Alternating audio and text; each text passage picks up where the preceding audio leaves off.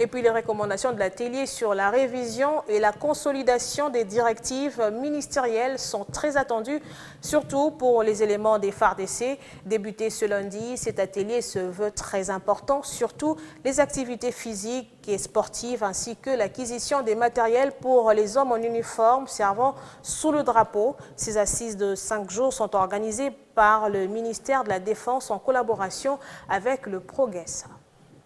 La révision et consolidation des directives ministérielles permanentes sur l'entraînement opérationnel des forces armées de la République démocratique du Congo, activités physiques et sportives ainsi que l'acquisition des matériels. C'est le sujet de l'atelier de travail qui s'est ouvert ce lundi 1er juin 2020 à l'état-major général des forces armées de la République démocratique du Congo, à l'intention des officiers supérieurs et subalternes de l'état-major général des forces armées de la République démocratique du Congo, du secrétariat général à la défense et du ministère de la Défense nationale. Ces assises des 5 jours sont organisées par le secrétariat général à la défense en partenariat avec les Progrès. Dans ce mot de circonstance, M.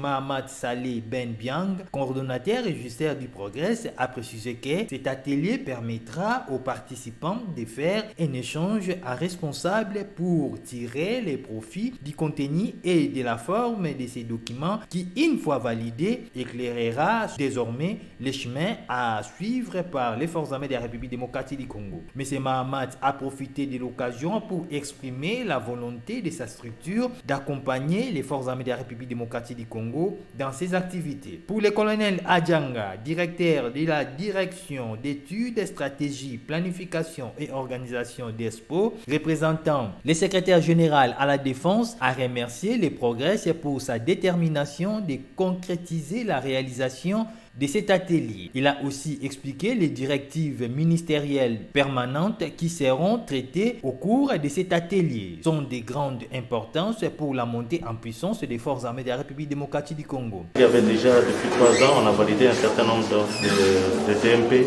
qui sont toujours dans les circuits de scienture. Donc c'est la deuxième phase des DMP, ça fera donc une dizaine de DMP que le Progrès a appuyé.